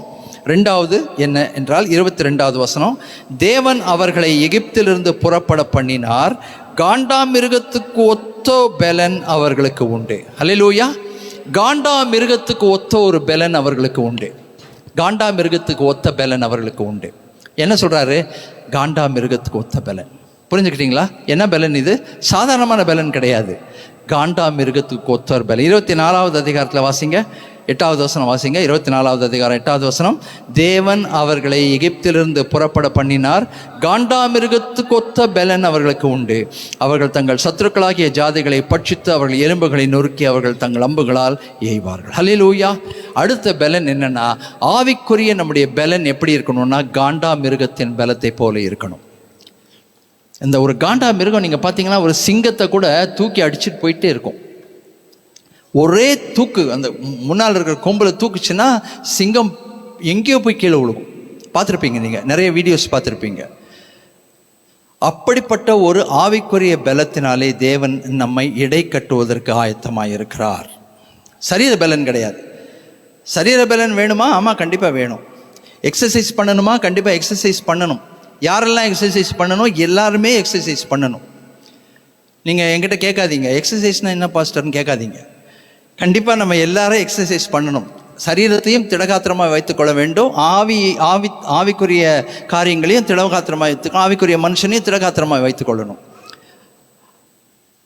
அப்போது எப்படிப்பட்ட பலன்? காண்டாமிருகத்துக்கு ஒத்தர் பலன், நிகர் இல்லாத ஒரு பலனாக இருக்கணும். எதையும் எனக்கு சமாளிக்கிற ஒரு பலன், எதையும் நான் எதிர்கொள்ளக்கூடிய பலன். ஆபத்து காலத்தில் நீ சோர்ந்து போவாயானால் உன் பலன் குறுகினது. நிறைய பேருக்கு சின்ன பிரச்சனை வந்தால் தாங்க முடியலைங்க. சின்ன பிரச்சனை வந்தால் தாங்க முடியல, சின்ன பிரச்சனை வந்தால் அழுக ஆரம்பிச்சிருவாங்க, சின்ன பிரச்சனை வந்தால் போராட ஆரம்பிச்சிருவாங்க, மேலேயும் கீழேயும் குதிப்பாங்க. அந்த குணம் ஒரு கிறிஸ்தவனுக்கு, ஒரு நல்ல ஆண்டுடைய பிள்ளைக்கு இருக்கக்கூடாது. சின்ன சின்ன காரியங்களுக்கு சோர்ந்து போகிறதும், சின்ன சின்ன காரியங்களுக்கு அப்செட் ஆகிறதும், சின்ன சின்ன காரியங்களுக்கு டெம்பர் ஏறுறதும், சின்ன சின்ன காரியங்களுக்கு வாழ்க்கையே வேண்டான்னு தீர்மானம் பண்ணுறதும் எல்லாம் வேதனைக்குரிய காரியங்கள். ஏனென்றால் கர்த்தருடைய வார்த்தை சொல்கிறது, காண்டா மிருகத்துக்கு ஒத்தர் பலன். அப்படின்னா என்ன தெரியுமா? ஏய், என்ன நடக்குது பார்த்துட்றேன், நான் நிற்பேன், நான் பார்க்கலாம் என்ன நடக்குதுன்னு, நீயா நானா. அப்படிப்பட்ட ஒரு வைராக்கியம் நமக்குள்ளே இருக்கணும். அநேகர் நம்ம இலக்கரிக்க பண்ணுவார்கள், சோர்ந்து போக பண்ணுவார்கள், வார்த்தைகளால் நம்ம உளத்தை சுக்குநூறாக உடைப்பாங்க. ஏனென்றால் நாம் உடைந்து போகிறதை பார்க்கும்போது அவங்களுக்கு அது சந்தோஷமாக இருக்கும். ஆனால் நீங்களும் நானும் காண்டா மிருகத்துக்கு ஒத்தர் பலன் மாதிரி நிற்கணும். இன்னும் சொல்லப்போனால் உனக்கு சூடு சுரணையே இல்லையான்னு கேட்குற அளவுக்கு நிற்கணும். மெட்ராஸில் அதெல்லாம் சாதாரணமாக கேட்பாங்க, உனக்கு ஒன்றுமே இல்லையா, என்ன ஒன்றுமே ஆக மாட்டேங்குது, எப்படியே நிற்கிறியே. ஆமாங்க, என்ன காரணம்? எனக்கு காண்டா மிருகத்துக்கு ஒத்த ஒரு பலத்தை கத்த தந்திருக்கிறார். அந்த பலன் என்ன தெரியுங்களா? சரீர பலன் இல்லை, அது பரிசுத்த ஆவியினால் தேவன் நமக்கு அருளுகிற பலன். ஹல்லேலூயா. தேவ ஆவியானவராலே அருளப்படுகிற ஒரு பலன். அந்த பலனை பெற்றுக்கொண்டு நம்ம வாழும்போது நம்ம சோர்ந்து போக மாட்டோம். எங்க யாருக்கு தான் போராட்டம் இல்லை சொல்லுங்க? எல்லாருக்கும் போராட்டம் இருக்கிறது. எல்லாத்துக்குமே கஷ்டங்கள், துன்பங்கள் இருக்கிறது, சோதனைகள் இருக்கிறது. எதிராளிகள் இல்லையா? இருக்காங்க. நமக்கு விரோதமாய் வார்த்தைகள் இல்லையா? இருக்கு. நிபச்சொல் இல்லையா? விரல் நீட்டுதல் இல்லையா? இருக்கு. ஆனால் நீங்களும் நானும் சோர்ந்து போகக்கூடாது. ஒரு ஸ்ட்ராங்காக என்ன டிசிஷன் எடுக்கணும் தெரியுங்களா? என்ன வந்தாலும் நான் பார்த்துட்றேன், கடைசியில் நீயா நானா, அப்படி நிற்கணும். நிறைய வீடியோஸ், ரீல்ஸ் நீங்கள் பார்ப்பீங்க, இவ்வளோன்னு இருக்கும் அந்த பூனைக்குட்டி, அந்த நாய் இவ்வளோ பெருசு இருக்கும். அந்த நாய் அந்த பூனையை துரத்திட்டு போகும். அந்த இத்தனோன்னு இருக்கிறது நிற்கும் பாருங்க, இப்படி கையை தூக்கிட்டு. அதை பார்த்து நாய் ஓடி போயிடும். எவ்வளோ ரீல்ஸ் நீங்கள் பார்ப்பீங்க, பார்க்குறவங்க ரீல்ஸ் பார்க்குறவங்களுக்கு தெரியும். பூனைக்குட்டி இவ்வளோதான், ஒரு அடி அடித்தா அந்த பூனை ஒன்றும் இல்லாமல் போயிடும். ஆனால் அந்த பூனை திரும்பி நிற்கும் பாருங்க, முகத்தை கையில் வச்சுட்டு, நகத்தை வெளியில் வச்சுட்டு அப்படி நிற்கும். அதை பார்த்து அந்த நாய் பயந்து ஓடும். அந்த மாதிரி நீங்களும் நானும் நம்ம வாழ்க்கையில் என்ன போராட்டங்கள் வந்தாலும், பிரச்சனைகள் வந்தாலும் எதிர்த்து நின்று போராடுவதற்கு ஆயத்தமாக இருக்கணும். துவண்டு போகக்கூடாது, சோர்ந்து போகக்கூடாது. ஏனென்றால் நம்மை வல்லமைப்படுத்துகிறவர், பலப்படுத்துகிறவர், நமக்கு ஜெயத்தை தருகிறவர் நம்மோடு கூட இருக்கிறார். ஆமென். நம்முடைய காரணம் நியாயமான காரணமாக இருந்தால் கண்டிப்பாக அந்த போராட்டத்தில் கர்த்தர் நமக்கு வெற்றியை தருவார். நம்முடைய கேஸ் உண்மையான நியாயமான கேஸ், நீதியான கேஸாக இருந்தால் கண்டிப்பாக நமக்கு ஜெயத்தை தருவார். அதுக்கு எப்படி நம்ம நிற்கணும்னா, அப்படி வைராக்கியமாக நிற்கணும். ஒரு நாள் சோர்ந்து போகக்கூடாது. அது ரெண்டாவது விஷயம், உங்களோடு கூட நான் பகிர்ந்து கொள்ளக்கூடிய விஷயம். மூன்றாவது, அதுலேயே அடுத்த வசனம், 23வது அதிகாரம் 23வது வசனம். யாக்கோபுக்கு விரோதமான மந்திரவாதம் இல்லை, இஸ்ரவேலுக்கு விரோதமான குறி சொல்லுதலும் இல்லை. தேவன் என்ன செய்தார் என்று கொஞ்சம் காலத்திலே யாக்கோபையும் இஸ்ரவேலையும் குறித்து சொல்லப்படும். ஹல்லேலூயா. இது ரொம்ப ரொம்ப முக்கியமான ஒரு வசனம். யாக்கோபுக்கு விரோதமான மந்திரவாதம் இல்லைன்னு சொன்ன என்ன தெரியுமா? மந்திரவாதம் எதுவும் நடைபெறாது, எதுவுமே வேலை செய்யாது. இஸ்ரவேலுக்கு விரோதமான குறி சொல்லுதல் இருக்கலாம், வேலை செய்யாது. அதோடைய அர்த்தம் அதுதான். நமக்கு விரோதமாக என்ன இருக்கிறது என்பது நமக்கு ஒருவேளை தெரியாமல் இருக்கலாம். சில நேரத்தில் நமக்கு சில சந்தேகங்கள் இருக்கும். நமக்கு விரோதமாக சில நேரத்தில் ஜனங்கள் ஏதாவது செய்வார்கள், நம்ம நல்லா இருக்கக்கூடாதுன்னு செய்வாங்க. அதவங்க செஞ்சுட்டு போட்டோம், அதை பற்றி நீங்களும் நானும் கவலைப்பட வேண்டிய அவசியம் இல்லை. ஆனால் நமக்குள்ளே என்ன ஒரு நம்பிக்கை இருக்கணும் தெரியுமா? எனக்குள் இருக்கிற என் தேவன், எனக்குள் இருக்கிற அபிஷேகம் எதையும் என்னை தொட விடாது, எதுவும் என்னை தொடாது. அது நிற்கிறதே என் முன்னாடி நிற்கும் போதே அது பயந்து நடுங்கி தான் நிற்கணும். அந்த நம்பிக்கை உங்களுக்கும் எனக்கும் நடுவில் இருக்க வேண்டும். என்ன அழகாக சொல்கிறார் பாருங்க. யாக்கோபுக்கு விரோதமான மந்திரவாதம் இல்லை, இஸ்ரவேலுக்கு விரோதமான குறி சொல்லுதலும் இல்லை. அடுத்த விஷயம், தேவன் என்ன செய்தார் என்று கொஞ்சம் காலத்திலே யாக்கோபையும் இஸ்ரவேலையும் குறித்து சொல்லப்படும். அல்லேலூயா. நம்மை குறித்த சாட்சிகள் எழும்ப வேண்டும். நம்மை குறித்த சாட்சிகள் எழும்பணும். இவர்கள் நம்பியிருக்கிற இந்த தேவன் இவர்களுக்காக இந்த காரியங்களை செய்திருக்கிறார். ஆமென். அதான் 126 ரெண்டுமே வருது. இவர்கள் தேவன் இவர்களுக்காக பெரிய காரியங்களை செய்தார் என்று புறஜாதிகள் பேசிக்கொண்டார்கள். அதையும் சொல்றாரு, கர்த்தர் எனக்காக பெரிய காரியங்களை செய்திருக்கிறார், இது நிமித்தம் நாங்கள் மகிழ்ந்திருக்கிறோம். ஆமென். நம்முடைய தேவைகளிலே, நம்முடைய நெருக்கங்களில், நம்முடைய போராட்டங்களில், நம்முடைய எதிர்பார்ப்புகளில் என் தேவன் எனக்காக பெரிய காரியங்களை செய்வார், செய்திருக்கிறார் என்ற சாட்சிகள் வரணும். அதுக்கு நடைபெறாமல் இருப்பதற்கு, அது தடையாகிறதற்கு, காலதாமதம் ஆகிறதற்கு இருக்கிற பெரிய ஒரு தடை என்ன தெரியுமா? காரணம் என்ன தெரியுங்களா? வேற எதுவுமே கிடையாது. கர்த்தர் நமக்கு கொடுத்திருக்கிற பெரிய வாய். இந்த வாய் தான் நமக்கு வர வேண்டிய ஆசீர்வாதங்களை தடை செய்து விடுகிறது. ஏன்னா நம்மளே என்ன தெரியுமா சொல்றோம்? வராது, கிடைக்காது, நடக்காது, நடக்காது போல இருக்கு, வராதது போல இருக்கு, செய்ய மாட்டாரு போல, என்னை கைவிட்டுட்டாரு போல, என்னை மறந்துட்டாரு போல, இந்த புலம்பல் இருக்கு பார்த்தீங்களா?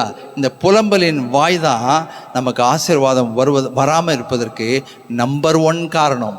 வேற எவனும் எதுவும் செய்ய வேண்டிய அவசியமே இல்லை. நம்ம இந்த வாயை மாத்திரம் கரெக்டாக விசுவாச அறிக்கை செய்யும்படி ஊக்குவித்து கொண்டால் நம்முடைய வாழ்க்கையில் நிறைய ஆசீர்வாதங்கள் வரும், தடைகள் உடையும். ஏனென்றால் நம்ம என்ன பேசுகிறோமோ அது நம்முடைய வாழ்க்கையிலேயே அது பலன் கொள்ளுகிறது. நம்ம என்ன பேசுகிறோமோ அது கண்டிப்பாக நம்முடைய வாழ்க்கையில் பலன் கொள்ளுகிறது. நம்ம ஆசீர்வாதத்தை தான் பேசணும், சாபத்தை பேசக்கூடாது. இதோ இவனுக்கான இந்த பாலாம் சாதாரணமான ஆள் கிடையாது. இந்த பாலாம் யார் தெரியுங்களா? இஸ்ரவேல் தீர்க்கதரிசி கிடையாது. நல்லா புரிஞ்சுக்கணும் நீங்கள். அவன் தீர்க்கதரிசி தான், அதே தெய்வத்தை வணங்குறவன் தான், அதே ஜீவனுள்ள தேவனை வணங்குறவன் தான் அவன். ஆனால் அவன் இஸ்ரவேலன் கிடையாது, அவன் ஏதோமியன், ஏசாவுடைய சந்ததி. அதை நீங்கள் புரிஞ்சுக்கணும். அதனால தான் அவன் காசை வாங்கிட்டு இஸ்ரவேலை சபிக்கிறதுக்கு சந்தோஷமாக வர்றாரு. அவனுக்கு 2 ஆசீர்வாதம்னு நினைக்கிறான் அவன். 1 இஸ்ரவேலை சபிக்கலாம், 2வது இஸ்ரவேல் சபிக்கிறது என்ன கிடைக்குது? எனக்கு துட்டு கிடைக்குது. வந்தான், ட்ரை பண்ணி பார்த்தான். அப்புறம் என்ன தெரியுமா சொன்னா? நீ அவர்களை சபிக்க வேண்டாம், அவளை ஆசீர்வதிக்க வேண்டும் என்று கர்த்தர் சொன்னார். ஹல்லேலூயா. 11வது வசனம் பாருங்க. பாலாக் கேட்கிறான் பிலேயாமை பார்த்து, என் சத்துருக்களை சபிக்கும்படி உம்மை அழைப்பித்தேன், நீர் அவர்களை ஆசீர்வதித்தீர். அதற்கு அவன் சொல்றான், கர்த்தரின் வாயில் அருளினதையே சொல்லுவது என் கடமை அல்லவா? ஹல்லேலூயா. காசு வாங்க வந்தவன், பரிதானம் வாங்க வந்தவன், சபித்து ஒரு ஆசீர்வாதத்தை வாங்கிட்டு போகணும்னு நினைச்சவன், அவன் வாயை ஆண்டவர் மாத்தினாரு, அவன் ஆசீர்வதித்தான். 23வது அதிகாரம் 1வது வசனம் சொல்கிறது, இஸ்ரவேலை ஆசீர்வதிப்பதே கர்த்தருக்கு பிரியம் என்று பீலேயாம் கண்டபோது அவன் முந்தி செய்து வந்தது போல நிமித்தம் பார்க்காமல் வனாந்திரத்துக்கு நேராக தன் முகத்தை திருப்பி கண்களை ஏறெடுத்து கோத்திரங்களை பார்த்து தேவ ஆவியானவர் வரும்போது சொன்னது என்ன தெரியுமா? யாக்கோபே, உன் கூடாரங்களும் இஸ்ரவேலே உன் வாசஸ்தலங்களும் எவ்வளவு அழகானவைகள். ஹல்லேலூயா. அருமையான தேவஜனமே, நம்ம சபிக்க வர்றவனும் நம்மளை ஆசீர்வதித்து கொண்டு போகிறதுக்கு கர்த்தர் அவனுடைய வாயை மாற்றுவார். உங்கள் வீட்டுக்கு காம்பவுண்டில் எலுமிச்சந்து பழத்தை தூக்கி போடுறவனையும் கர்த்தர் மாற்றுவார். கருப்பு துணியை கொண்டாந்து போடுறவனையும் கர்த்தர் மாற்றுவார். ரத்தம் வச்ச துணியை தூக்கி போடுறவன் மாற்றுவார். வன்கண்கள், பொறாமையின் கண்கள், எரிச்சலின் ஆவிகளை கர்த்தர் மாற்றுவார். அவன் உங்கள் முன்னாடி வந்து உங்களை ஆசீர்வதிச்சுட்டு போவான். வீட்டுக்கு போய் அவன் யோசித்து பார்ப்பான், நான் போனது எதுக்காக, இப்போ என்ன பண்ணேன்னு. எல்லாவற்றையும் தேவன் மாற்றுவார். ஆமென். கண்டிப்பாக நீங்கள் ஒரு ஆண்டோடைய பிள்ளையாக இருந்தால் எதிரடையான சக்திகள் செயல்படும். உங்களை வெட்கப்படுத்த, உங்களை ஒன்றுமில்லாமல் பண்ண, நிர்மூலமாக்க காரியங்கள் நடக்கும். ஆனால் அவைகள் வாய்க்காது. அதுதான் என்ன அழகாக சொன்னார், உனக்கு விரோதமாய் உருவாக்கப்படுகிற ஆயுதங்கள் வாய்க்காமல் போகும். ஆயுதம் உருவாக்கப்படும், ஆனால் அது வாய்க்காமல் போகும். உனக்கு விரோதமாய் ஒரு வழியாய் வருவார்கள், 7 வழியாய் ஓடி போவார்கள். சத்துருக்கள் பின்னிட்டு ஓடுவார்கள். எதுவாக இருந்தாலும் கர்த்தர் மாற்றி அமைப்பார். நம்புறீங்களா? விசுவாசிக்கிறீங்களா? ஹல்லேலூயா. அதற்காகத்தான் ஆண்டவர் சிலுவையிலே ரத்தம் சிந்தி மீட்டார், பரிகாரம் செய்து விட்டார். எல்லாத்துக்குமே பரிகாரம் பண்ணிட்டார் அவர். நம்ம ஜீவனை அங்கே கொடுத்தது சாதாரணமாக ஏதோ பாவத்தை மன்னிக்கிறதுக்கு மட்டுமல்ல. கர்த்தருடைய வார்த்தை சொல்கிறது, பாவங்களை மன்னித்தார், சாபங்களை நீக்கினார், நமக்காக பாவமானார், சாபமானார். அப்போ வியாதிகளை சுகப்படுத்தி விட்டார். அவன் இதை வச்சதுனால தாங்க எனக்கு இந்த வியாதி, அவன் வச்சுட்டாங்க ஏதோ அதனால தான் வியாதி. அவன் வச்சது உண்மையாக இருக்கலாம், ஆனால் அதனால் வந்த வியாதி உங்களை தாக்க வேண்டும் என்கிற அவசியம் கிடையாது. அவருடைய இரத்தத்தால் அவருடைய காயங்களால் சுகமாகிறோம். அல்லேலூயா. இப்போ ஜீவனை கொடுத்து மீட்டவர் இவ்வளோ தூரம் நமக்கு செஞ்சுருக்கும் போது நீங்களும் நானும் பயந்து கலங்கி திகைத்து வாழ வேண்டிய அவசியம் கிடையாது. நல்லா ஸ்ட்ராங்காக நில்லுங்க. இந்த வாரம் முழுவதுமே பரிசுத்த ஆவியானவர் இந்த சத்தியத்தை உங்களுக்கு ஞாபகப்படுத்தட்டும். நீங்கள் எங்கே நின்னாலும் தைரியமாக நில்லுங்க. எங்கே நின்னாலும் ராஜாவின் ஜெயகம்பீரத்தோடு கூட நில்லுங்க. எங்கே நின்னாலும் கர்த்தருடைய வல்லமையினால் பலத்தினால் இடைக்கட்டப்பட்டவர்களாய், உம்மாலே ஒரு சேனைக்குள் பாய்வேன், உம்மால் ஒரு மதிலை தாண்டுவேன், பலப்படுத்துகிற கிறிஸ்துவினால் எல்லாவற்றையும் எனக்கு பலன் உண்டு. அவர் என் கால்களை மான் கால்கள் போலாக்கி உயரமான ஸ்தலங்களிலே ஏறி நிற்க பண்ணுவார், நடக்க பண்ணுவார். இதெல்லாம் தான் நம்முடைய அறிக்கையாக இருக்கணும். மூன்றாவது, அவர் நம்மை ஆசீர்வதிக்கிற தேவன். அந்த ஆசீர்வாதத்தை ஒருவனாலும் மாற்ற முடியாது, ஒருவனாலும் மாற்ற முடியாது. அவர் ஆசீர்வதிக்க தொடங்கினா அந்த ஆசீர்வாதத்தை ஒருவரும் மாற்ற முடியாது. அதனால தான் பிள்ளை என்கிற ஸ்தானத்தை விட்டுறாதீங்க, சுதந்திரவாளி என்ற ஸ்தானத்தை விட்டுறாதீங்க. நீங்கள் எப்போ நின்னாலுமே ஒரு அடிமையை போல, ஒரு வேலைக்காரனை போல நிற்காதீங்க, ஒரு பிள்ளையை போல நில்லுங்க. அதற்கு ஒரே ஒரு கடைசியாக ஒரு மிக முக்கியமான ஒரு உறவு முறையை தற்காத்து கொள்வதற்கு ஒரு காரியத்தை நீங்கள் செய்ய வேண்டியிருக்கு. அதை நான் கற்றுக் கொடுத்துட்டு நான் முடிச்சிடுறேன்.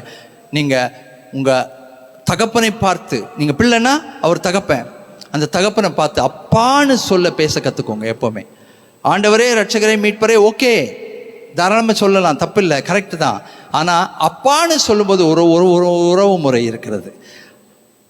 அப்பான்னு சொல்லி ஓடி போய் மார்பில் சாய்ந்து கொள்ளலாம். அந்த உறவை நம்ம காத்துக்கொள்ளக்கூடிய அந்த ஒரு நிலையில் நம்ம இருந்தோம்னா ஓடி போய் மார்பில் சாய்ந்து கொள்ளலாம் அப்பான்னு. அடிக்கடி சொல்லுவேன், புதுசாக ஏற்றுக்கொண்டவங்க இருக்காங்க இங்கே, இப்போ ஆண்டவரை ஏற்றுக்கொண்டவங்க, அவங்களாம் பேசும்போது எப்படி பேசுகிறாங்க தெரியுங்களா? எங்கள் அப்பா இப்படி பண்ணாருங்க, எங்கள் அப்பா கொடுத்தாருங்க, எங்கள் அப்பா, உங்கள் அப்பா கொடுத்தாரா, உங்கள் அப்பா எப்படி கொடுத்தாரு, கடைசியில் பார்த்தா அது ஏசப்பா. என்ன உறவு தெரியுங்களா? என்ன உரிமை பாராட்டி பேசுகிறாங்க. அதை பார்க்கும்போது அவ்வளோ சந்தோஷமாக இருக்குது. ஆனால் 5 தலைமுறை இருக்கவங்க இன்னுமே ஆண்டவரே ரட்சகரே மீட்பரே எங்கேயோ இருக்கவரை கூப்பிட்ற மாதிரி. ஆனால் அப்பான்னு சொன்னால் இங்கே இருக்கவர், நான் அப்படி போய் சாஞ்சிக்கலாம். அன்பு பாராட்டுங்கள், உரிமை உறவை உறுதிப்படுத்தி கொள்ளுங்கள், அவருடைய வல்லமையை தரித்து கொள்ளுங்கள், பிள்ளையாய் வாழுங்கள், சுதந்திரவாளிகளாய் வாழுங்கள், இகபர நன்மைகளினால் இடைக்கட்டப்படுங்கள், அநேகருக்கு ஆசீர்வாதமாயிருங்க. கர்த்தர் உங்களை ஆசீர்வதிப்பாராக. ஆமென். அல்லேலூயா. ஜெபிப்போம். நம் கண்களை மூடி கேட்ட சத்தியத்தின் அடிப்படையில் நம்மை ஒப்பு கொடுத்து நாம் ஜெபிப்போம். கர்த்தாவே, இந்த நாளிலும் நீர் எங்களோடு கூட தெளிவாக பேசியிருப்பதற்காக நாங்கள் உமக்கு ஸ்தோத்திரங்களை எடுக்கிறோமப்பா. உம்முடைய வசனங்கள் ஜீவன் உள்ளவைகளாக இருக்கிறதப்பா. அந்த ஜீவனுள்ள வார்த்தைகளை நாம் உட்கொள்ளும் பொழுது தகப்பனே, அது எங்களுடைய உள்ளத்திலே கிரியை செய்கிறதா, எங்களுடைய வாழ்க்கையை மாற்றுகிறதா இருப்பதற்காக நாங்கள் உமக்கு ஸ்தோத்திரங்களை எடுக்கிறோம் தகப்பனே. நீர் பொய் சொல்ல ஒரு மனிதன் அல்ல, மனமாற ஒரு மனுஷனும் அல்ல தகப்பனே. இதோ ராஜா, நீ சொல்லியும் செய்யாதிருப்பாரோ, வசனித்தும் நிறைவேற்றாமல் இருப்பீரோ என்ற வசனத்தின்படி தகப்பனே, நீ சொல்வதை செய்கிற தேவன், அதை செய்து முடிக்கிற வரைக்கும் எங்களை நீர் கைவிடாத நேசராய் நீர் எங்களுக்கு காணப்படுகிறபடினாலே நாங்கள் உமக்கு ஸ்தோத்திரங்களை எடுக்கிறோம்.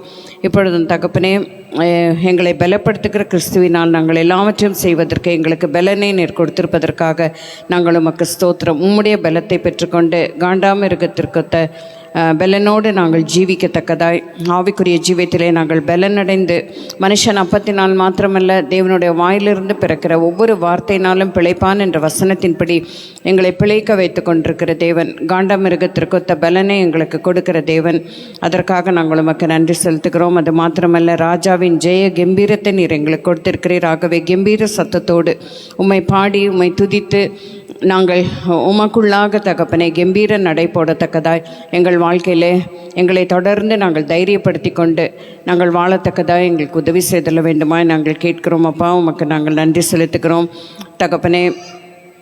இதோ ராஜா, எங்களை நீர் ஆசீர்வதிப்பதே உம்முடைய நோக்கமாக இருக்கிறது. அதற்காகவும் நாங்கள் உமக்கு நன்றி செலுத்துகிறோம் அப்பா. எதிரிகளை துரத்தி அடிக்கிற தேவன், இதோ உண்மையிலே நாங்கள் பலன் கொள்ளுகிற மனுஷர்களாய் நாங்கள் காணப்படும் பொழுது தகப்பனே அதன் நிமித்தமாக தகப்பனே எங்கள் எதிரிகளை நீர் எங்களை விட்டு தகப்பனை ஓட செய்கிற தேவன் அப்பா.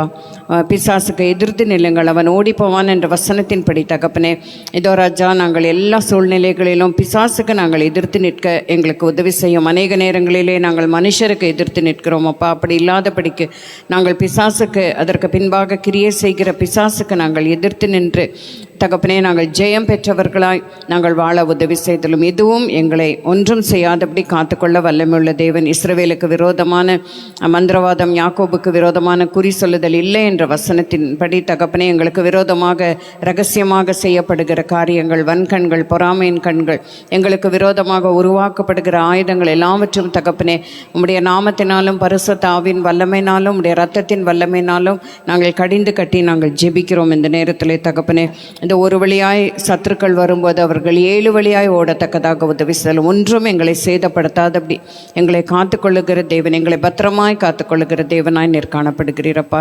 ஆகவே இந்த தைரியத்தோடு இந்த உலகத்திலே நாங்கள் வெற்றியோடு வாழ்ந்து உமக்கு இன்னும் அதிகமான காரியங்களை செய்வதற்கு எங்களை பலப்படுத்தும். எங்கள் வியாதியோ, எங்கள் நோய்களோ அல்லது மற்ற பிரச்சனைகளோ தகப்பனே எங்களை பயமுறுத்தாதபடி, அந்த பயத்தை பார்த்து நாங்கள் சோர்ந்து போகாதபடி நாங்கள் தகப்பனே வாழ்வதற்கு நாங்கள் ஒடுங்கி போகாதபடிக்கு எங்களை காத்து எங்களை பலப்படுத்தி வழிநடத்த வேண்டுமாய் மீட்பரும் இரட்சகருமா இருக்கிற இயேசு கிறிஸ்துவின் நாமத்தினாலே கேட்டுக்கொள்கிறோம் அன்பின் பரமபிதாவே, ஆமேன். ஜெபிப்போம். தகப்பனே, ஒரு மனப்படுகிறோம். இந்த நாளின் ஊழியத்தை நிறைவேற்றி முடிக்க எங்களுக்கு நீங்கள் கொடுத்த கிருபைக்காய் நன்றி சொல்லுகிறோம். விசேஷமாக இந்த நாளிலும் ஆண்டவரே, இந்த தேவாலயத்தை கனம் பண்ணி, ஓய்வு நாளை கனம் பண்ணி, வைராக்கிய வாஞ்சையாய் தேடி ஓடி வந்திருக்கிற நம்முடைய பிள்ளைகளை நம்முடைய மகிமையினாலும் நன்மையினாலும் நிரப்புவீராக என்று சொல்லி மனப்புறமாய் வாழ்த்தி ஆசீர்வதித்து அனுப்புகிறோம். இந்த வாரம் முழுவதுமே ராஜாவின் ஜெயகம்பீரத்தோடு நம்முடைய பிள்ளைகள் வாழ்ந்து வளர்ந்து செழித்து அநேக சாட்சிகளை பெற்றுக்கொண்டு வந்து தேவாலயத்திலே அதை பகிர்ந்து கொள்ள தேவரீர் கிருபை பாராட்டுங்க. தேவைகளை சந்திக்க, நெருக்கங்களை மாற்றி போடுங்க. பூரண கிருபை விளங்கட்டும் அப்பா. பிள்ளை என்ற சுதந்திரவாளியாய் வாழ்ந்து வளர்ந்து செழிக்க தேவரீர் கிருபையருள வேண்டும் என்று மனப்பூர்வமாய் வாழ்த்துகிறோம். நியாயமான காரணங்களினால் தடைப்பட்டவர்கள் உண்டு, அவர்களுக்கும் இந்த வேளையின் ஆசீர்வாதத்தை நிறைவாய் கிருபையாய் தந்தருளுவீராக. ஆண்டவரை, அடுத்த வாரம் நாங்கள் வரும்போது மகிமையுள்ள சாட்சிகளோடு திரும்பி வர தேவரீர் எங்களுக்கு கிருபை பாராட்ட வேண்டும் என்று வேண்டிக் கொள்கிறோம். மீண்டும் ஒரு முறை சகோதரர் எங்கள் மத்தியிலே வந்திருக்கிற சகோதரர் டேனியல் தம்பதியினரையும் அருமையான சாட்சியின் பிள்ளையும் மனப்பூர்வமாக வாழ்த்தி ஆசீர்வதிக்கிறோம். தொடர்ந்து அவர்கள் இந்த தேவாலயத்துக்கு ஆண்டவரே பெரிய ஒரு ஆசட்டாக இருக்கத்தக்கதாக உம்முடைய மகிமை விளங்கட்டும். இந்த நாளிலும் தேவாலயத்தில் உழைத்த பிள்ளைகள், வர்ஷிப் டீம், ஆண்டவரே ஆர்கனைசிங் கமிட்டி எல்லாரையும் ஆசீர்வதிங்க சுவாமி. உம்முடைய மகிமை ஒவ்வொருவரோடும் நிறைவாயிருக்கட்டும். இயேசுவின் நாமத்தில் நன்றி சொல்லுகிறோம் ஜீவனுள்ள பிதாவே. இணைந்து சொல்லுவோம். என் ஆத்துமாவே கர்த்தரை ஸ்தோத்திரி, என் முழு உள்ளமே அவருடைய பரிசுத்த நாமத்தை ஸ்தோத்திரி. என் ஆத்துமாவே கர்த்தரை ஸ்தோத்திரி, அவர் செய்த சகல உபகாரங்களையும் மறவாதே. ஆமேன். நம்முடைய ஆண்டவராக இயேசு கிறிஸ்துவின் கிருபை, பிதாவின் அன்பு, பரிசுத்த ஆவியானவருடைய இணை பிரியாத அந்யோன்ய ஐக்கியம் நம் அனைவரோடும், நம்முடைய குடும்பத்தின் பிள்ளைகளோடும், மிஷினரி குடும்பத்தோடும், தூரத்தில் இருக்கிற நம்முடைய பெற்றோரோடும், பிள்ளைகளோடும், உலகமெங்கிலும் இருக்கிற பரிசுத்தவான்களோடும் இன்றும் என்றும் நிலைத்திருப்பதாக. ஆமேன். அல்லேலூயா. God bless you. God bless you.